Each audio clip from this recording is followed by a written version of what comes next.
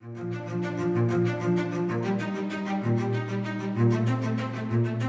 don't want to be conservative when it comes to dreaming because I dream high.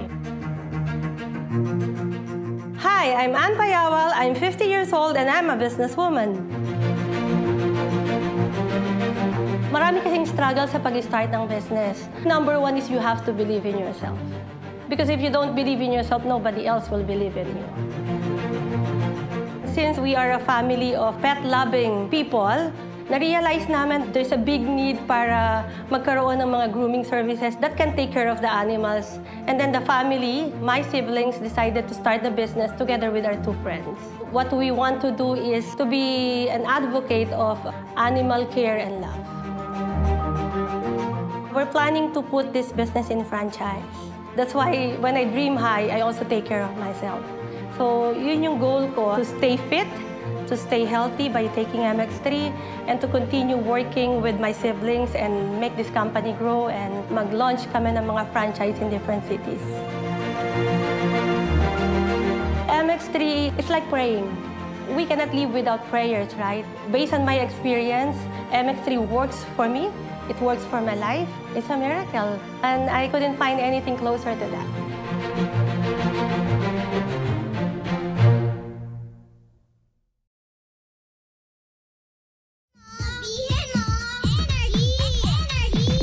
Cheers, Miss Dabaglita!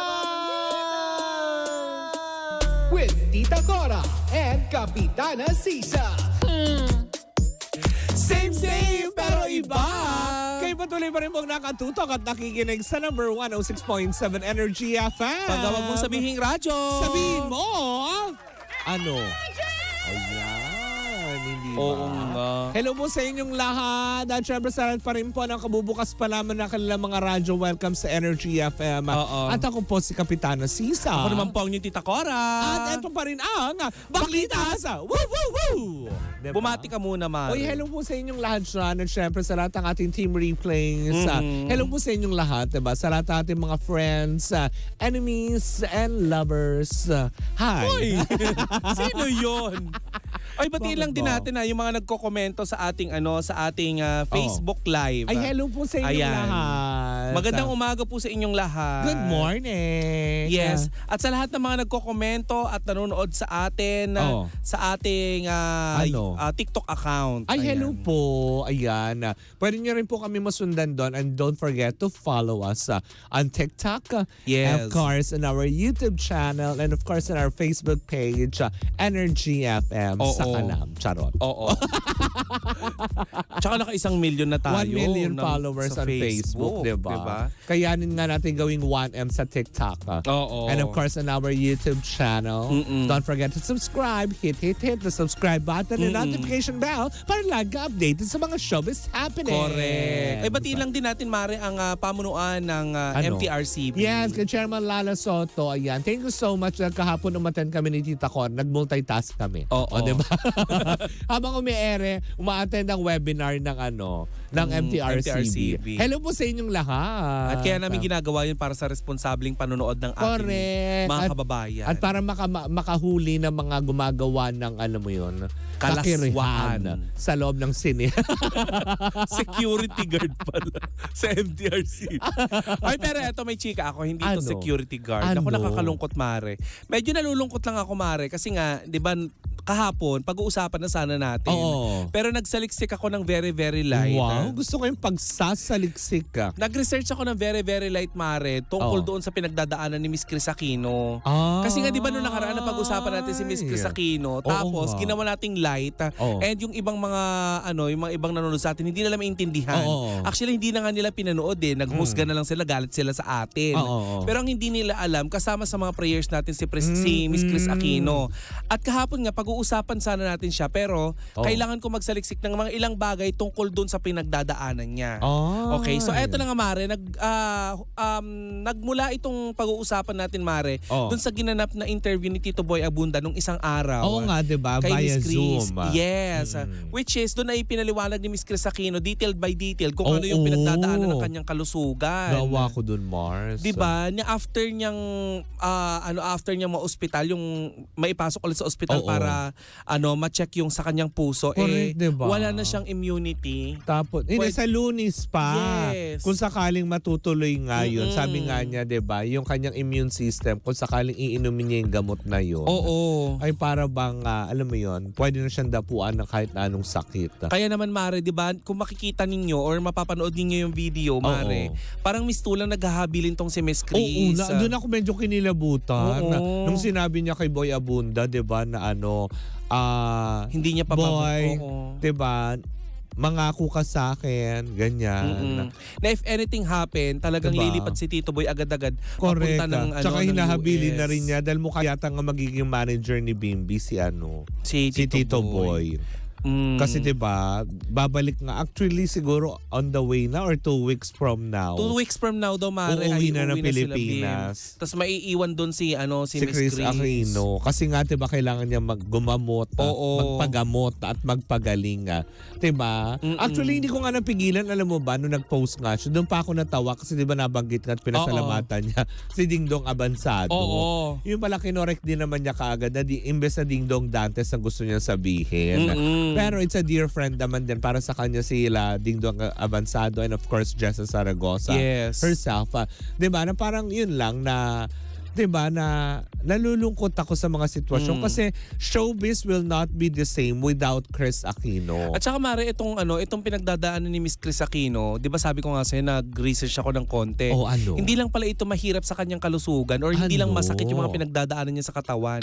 Masakit din sa bulsa, Mare. Correct. Kasi di ba kung maalala mo, Mare, naka-admit siya or na-admit siya lagi sa UCLA, saan yung hospital niya. Alam mo ba kung magkano per day pala doon? Alam mo yung nabalitaan ko yan? Parang nasa 1.5 million. Yes, Mare. Nasa 1.5 million. Per day. Per day, ha? So kung ilang goodness. buwan na siya doon, kung magkano ginagastos niya, isang indication yan, Mare, na pasisinungalingan nito yung balibalitang nauubos na ang pera ni Miss Chris Aquino. Parang hindi naman. Kasi kung 1.5 million yan, Mare. Per day, no? Oo. At saka yung hospital, Mare, yung UCLA, na-issue pala ito dati na talagang overcharge sila. Ay, talaga ba? Oo, na umaabot ng $1 million, Mare, yung bawat parang kahit consultation lang. Baka naman kasi talagang magaling. Kasi, Mare, hindi lang ito advance sa buong US. Hindi lang ito yung pinaka-advance na hospital sa buong US, kundi sa buong mundo. Ay, kaya naman pala. Kaya siya sobrang mahal. Pero Mara, nakakalungkot lang isipin, no, na biruin mo, uuwi na yung mga anak niya. Anong pinaghahandaan? Bakit kailangan pauwiin na sila, Bimbi? Bakit? Hindi, para iligpit ng maayos yung mga Chanel bags. Hindi. Luka-luka ka, mababash na naman tayo.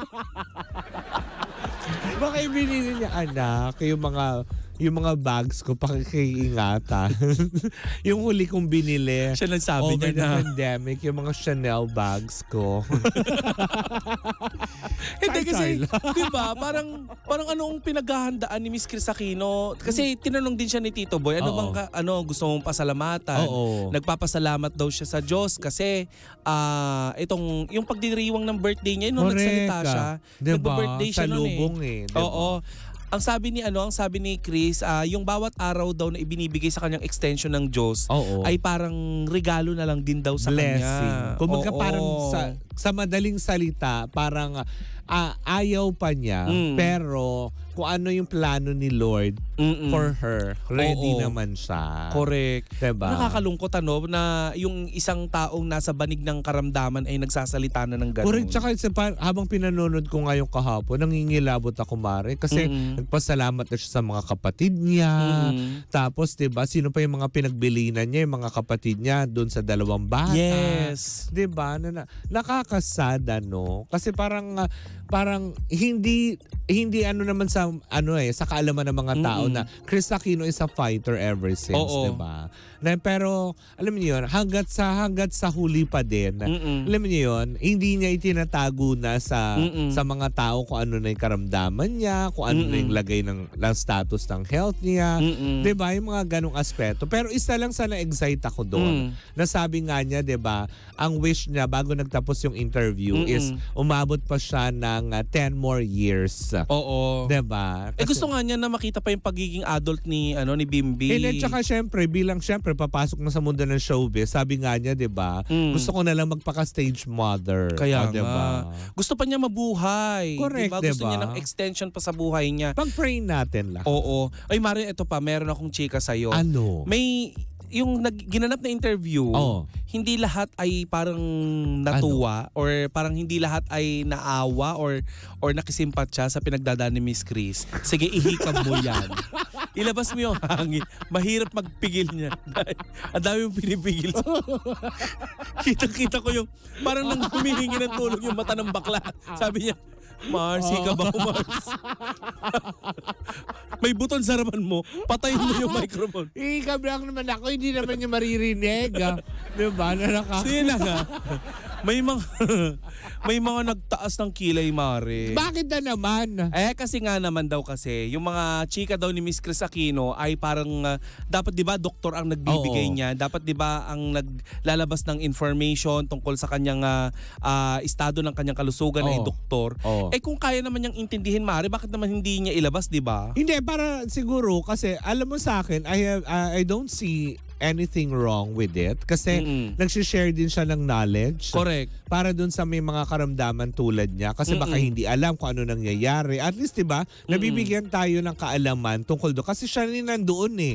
Doon ko nga lang nalaman, Mare, na pati ang lungs pala natin pwede magkaroon ng cardiac arrest. Oo, diba? At isa sa mga cause. Diba? Hypertension, mga ganun. Diba, na nakakaloka. Kaya nga parang tipong, syempre tayo, ang alam lang natin, kumain, matulog, gumala, maglandi, ganyan. Galisin. Diba, yung mga ganong aspeto, iiyak dahil broken-hearted. Yun lang naman yung mga basic na alam Tsaka natin. yung mga nagbabalitang tumataas ang kilay tungkol doon sa pagbibigay ng ni Chris Aquino, malamang hindi nila nadanas yung mga ganyang klase ng sakit. Tsaka isa pa, at least very vocal si Chris nung sinabi nga niya na, diba, hindi naman sa sinasabi natin na nauubos na yung pondo niya. Pero diba, very vocal niyang sinabi kay Boy bago magtapos. Nakuha pa niya magbiro, Oo, diba, na, hoy, magsusolicit na ako ng pang-medical bills ko. Dahil nakita daw niya yung kontrata. Tama. Yung mga ganong aspeto. But kidding aside naman, for sure pinalalakas lang din naman ang loob niya, lalo pat birthday nga niya nung araw na yon, diba? Na alinsa kasama pa din niya yung dalawang bata bago sila umuwi. Or siguro, the reason why pinauwi niya or uuwi yung dalawang bata is ayaw niyang makita ng mga bata kung ano man ang mangyayaring procedure kasi baka magkaroon ng mga matitinding rashes, diba? Kasi sinabi nga niya, mawawala ng immunity ang niya. Ang dami niyang pwedeng, alam mo yun, ang dami niyang gamot na allergy siya. So siguro, ayaw na din niyang makita ng mga anak niya na from time to time nakaawaan siya. Sige, dun muna kayo, have a break. I'll be okay, diba? Tsaka isa pa sa mga Mare, ikinaloka ko doon. Yung balita niya, yung sinabi niyang bawal sa kanya or may allergy siya sa damo. Oo, diba? And even dust, kahit na isang piraso ng dust, hindi niya pwedeng masinghot. Hindi isang piraso, butil yun, Day. Diba? Hindi, microscopic. Hindi naging piraso. Isang butil. Talaga ba? Magiging pieces yun kapag diba? Hindi, mag-uwi Justin. Pero yun na nga, Mare, bawal sa kanya ang dust. Yun, alikabok. Damo. Diba? Bawal. Masama talaga pag sobra ka sa damo. Oo naman. Didilat, hindi makakain. Ay, yung iba, hindi Pag nasusobrahan sa mga ganyan, lalong ginaganahan. Oo. Tas, gano'n. may read. Char. Kaya ako natutok ang Tapos pag napapulis kayo, sabi nyo, human rights. Chares lang. Wow. Dami yung opinion of Tita Cora regarding addicts. Masama yun. Huwag yung gawin mo. Pinagbabawal yun ng batas. Tama. Pero yun nga, kay Miss Chris Aquino, hangad namin ng ikagagaling ng iyong karamdaman. Diba? Na nakakaloka. Alam mo sa sobrang nga bago tayo tuluyang magtapos, alam mo nung nabasa ko kaagad kagabi bago ako matulog, nag-message ako doon sa IG niya. Na sabi ko, in Jesus' name you will be healed. Sabi ko, kapit ka lang kasi God is in control. I love you, Miss Chris. Yun ang message ko. Makikita niyo yun kung nagpunta kayo sa IG page niya. Correct. Nag-comment talaga ako ng bongga because I really love her the way she is. Na parang tipong wala naman, alam mo yun, marami siyang, alam mo yun, kapalpakan sa buhay na gawa. Pero mamahalin mo siya dun eh. Hindi dahil sa, alam mo yun, dahil sa meron siyang mga mamahaling bags or napakasosyal niya. Hindi eh. Yung pagiging taklesan niya, yung pagiging, correct, alam mo yun, lahat sa kanya. Mamahalin mo siya. Kaya nga, diba, yung ngayon sinasabi ko na show business won't be the same kapag ka, without Chris Aquino. Alam mo yun, nawala ang isang Chris Aquino sa industriya. Pero, yun, ipag-pray pa din natin, gaya ng hiling niya, hindi ba? Na wag na lang po natin, alam mo yun, dagdagan nyo kung ano man pasakit. Kung wala naman din tayo masasabing maganda, then better yet, let's all shut up. Naku, ewan ko ba dito? Shut up, Dap. Shut up, Dap. Ewan ko ba dito kay Ursula? Charis.